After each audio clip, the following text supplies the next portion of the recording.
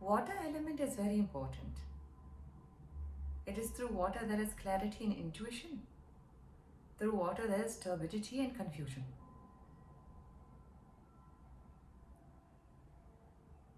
Emotions now. Energy in motion. There are certain feelings that we count as emotions that are technically not emotions because they're not necessarily in motion.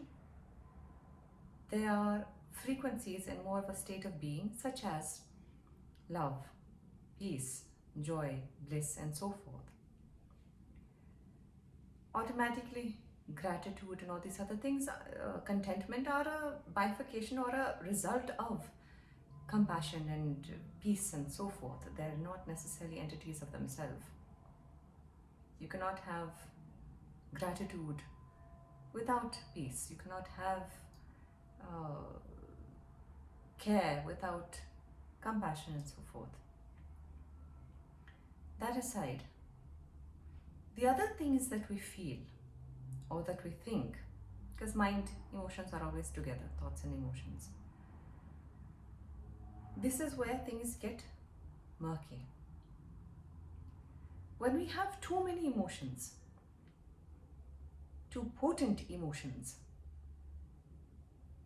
it is close to very difficult, if possible at all, to see what it is in front of us or inside of us. Because the water is churned up too much earth, it's too turbid. Reality at this point in time eludes us. Reality as in the truth, not that how we are seeing it or how we're interpreting it or what we think is happening. All that is delusion.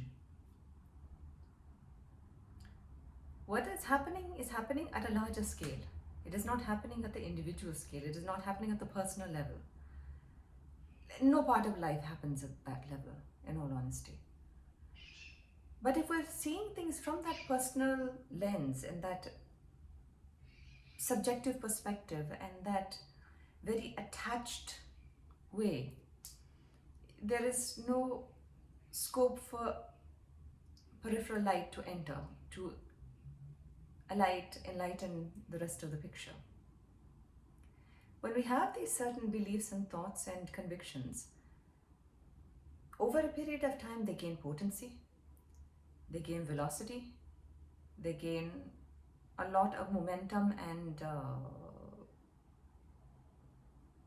opaqueness, if that is a word. The transparency is no longer there of our vision. In this now, what ends up happening is, as you say, a lot of drama happens in life. It is happening in our head, in our heart to begin with. That is, we think no one is seeing it, we think no one is aware of it, but it is happening inside. A point in time comes where this gets filled up. When this gets filled up, well, it'll have to be shown here.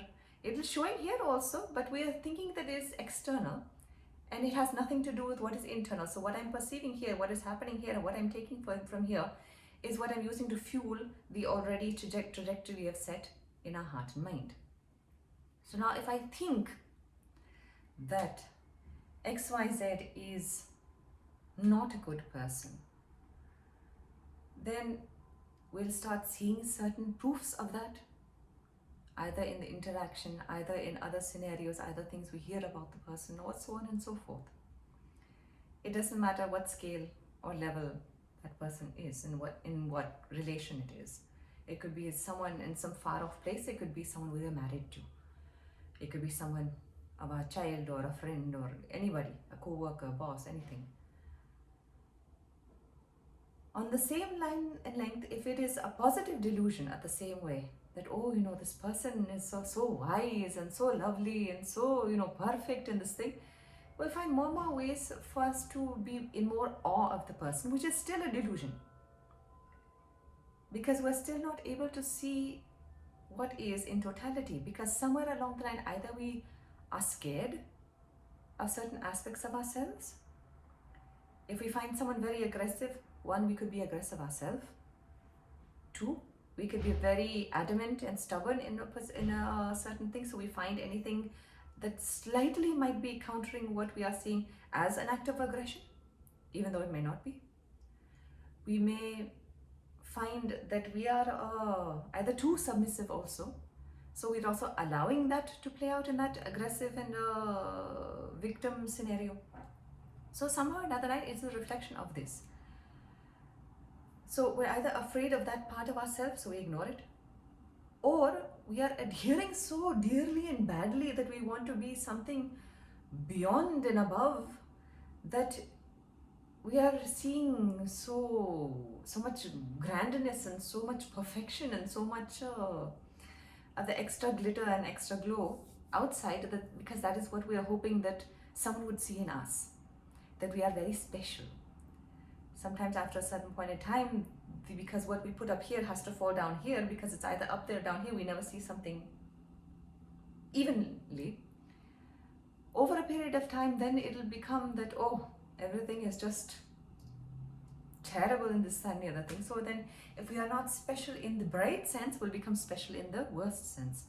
That, oh, so many bad things have happened, nothing ever goes right, I cannot trust anybody, blah, blah, blah, blah, blah, blah. We start.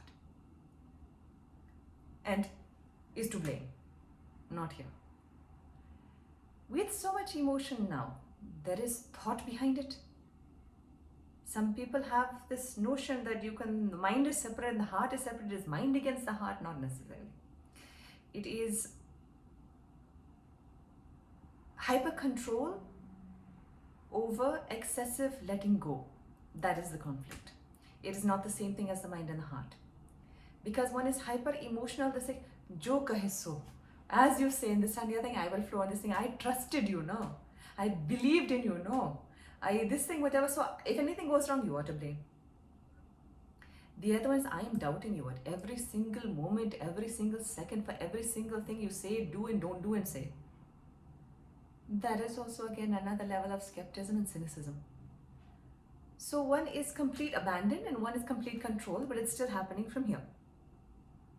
Has nothing to do with here. This is just giving you reactions based on what is being generated upstairs. To every emotion, there is a thought behind it. Chronology of energy, it begins in a vibration, to a thought, to a feeling, and then it comes down and then ends up in an emotion, gets charged by emotion, gets back to emotion, then it ends up in the manifestation. So that way, anything you charge positively, manifest. Then it's also thought, okay, then I'm thinking so wonderful about this person, I'm thinking so wonderful about the situation.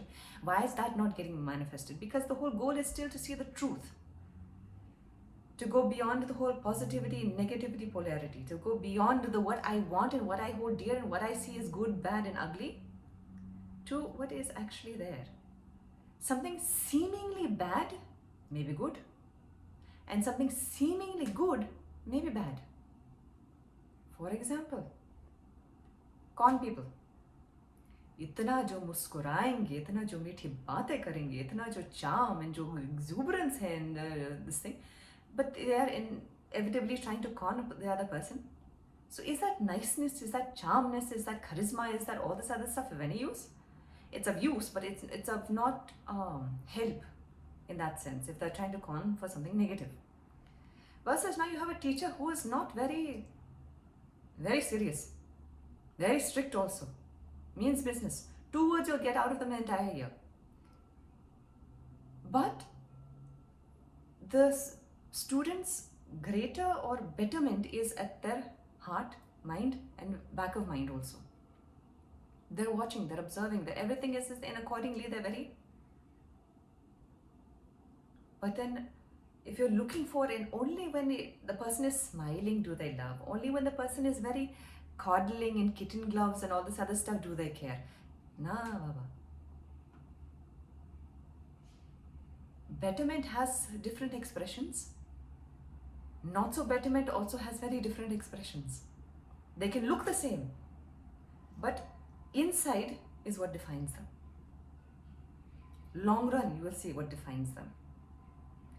So when we overcome our emotions and attachments to what we hold good, what we hold bad, what we want, what we don't want, what we go towards and what we repel or run from, going beyond all those again push-pull is where the truth lies. death, catastrophe, midlife crisis. All these things that we see, that we think socially are terrible, often have a lot of depth and amazing lessons to them. Without them, life is useless. In the story, there will be an antagonist, so that there will be a protagonist. Without the antagonist, protagonist का कुछ करने को रह नहीं जाता. For that play to happen, for that realization to happen. And now what we choose from inside also defines whether we become an antagonist or a protagonist. Sometimes we sign up as a contract, okay, this is the character I'm coming to play on the earth for this lifetime, and that they would play out. Most of the time, it is within our charge whether we decide every single moment whether we are going to do something that is of a protagonist or something that is of an antagonist. If the other person is pulverizing someone else and we think, how terrible, what a wretched human being and what a useless life that is, whatever, we are also antagonists at that point in time. We are not the protagonist because we have not harmed the other person in that same sense, but we are passing comment, judgment, deciding how terrible and everything else so that other person is saying. We're also doing the same thing. How is it any different? When it's happening at a physical level, we are doing it on a verbal and a mental level and emotional level. Same thing is happening. Again, it's always man, karam, vachan. The mind, which is thought and emotion, physical action also, and words also. Slowly, when we release our attachments, the potency of emotions, one, comes down a little bit. It allows us to see things a little bit more clear. The more clear we see things, the less excess emotions also have to come towards something. Oh, this is terrible. That is wonderful. That whole excess of waste of energy also comes down, which is very beneficial. They say, oh, you must be depressed, or oh, you don't have that excitement in life. You don't want to go places and meet people and so forth. Not required. If it is required, then by all means, you're going to meet someone to learn something, to engage in something, to enhance something, to uplift something, by all means, yes. But if you go somewhere or go to do something and you end up being more tired and drained when you return back than when you went, of what use is that? Waste of pran. Pran rahega. When we have pran, then clarity is also more possible. Otherwise, as we drop in pran, also again the emotions, the like, the dislike, the push, the pull, the difference, the separation, the you against me, the like against the unlike, and all these other things come into play. Also, as pran goes up, levels of consciousness also goes up. What we previously got anger over, we will not get anger over now. Oh, this person said this about me. How dare you? That will not happen. They said that? Okay, maybe. Or they said that. Why did they say that? There has to be a reason. You're going to contemplation now. Forget what the other person says. You're not bothered with the other person, whether they're there, they're not there, what they said, how they said, why they said this and the other. Now you're wondering, is that applicable? Is that possible? Whatever you go into contemplation, you go and you test it against yourself. See, feel with it, sit with it, make sure. Because sometimes things are told to us we don't like, but they can be true. So we must check also. So the whole contemplation starts behind it. Forget the anger. We check. If it is correct, change. If it is not correct, disregard. They were probably having a bad day, or they again were looking through their lens, whatever it may be. If a person has a habit of doing that with every single person they come into contact with, you already know, okay, fine, it's their programming is such, not to bother, disregard, file rejected. On the other hand, now if you see something on a higher level that is harmful and anger comes, then the game is different. Then it is not a personal, how dare you. It's not an ego-based thing. It becomes a universal-based thing. It becomes a betterment-based thing. It becomes a higher good-based thing. In that, if anger is coming now to rectify, and that too also, if with anger, can it be changeable? Sometimes it cannot be. Then you have a lot of activists also, they're cutting trees and they're getting very worked up over it. Getting angry over the situation will not help. Either we educate them, either we convince them, either we continue planting trees more to counterbalance, we make others more aware of why trees are required, then that is of use. Planting trees also, but getting angry also again, useless. That means we're setting forth in the universe, then I need an opponent that I can get angry at, that I have to fight against, then I will also feel useful in my life. Not required. You have to go about doing what you must do. That is in the betterment, that is in the healing sense. So for that again, anger becomes useless. Where anger is needed, by force, you have to stop someone, physically stop someone, or sometimes they don't understand, sometimes you have to yell at them, tell them shut up and sit down, then they sit quietly, then it is effective. Then it becomes a tool. Anger becomes then a tool, not a reaction, not a response, not a unconscious thing, not something explosive, not something to harm me or you. So the anger itself also evolves, the emotions themselves also evolve. Certain emotions will cease to exist, should cease to exist. The jealousy part, or the hatred part, and all these other things. These are of no use. These are certain thoughts that should burn off. And that also burns off slowly, slowly.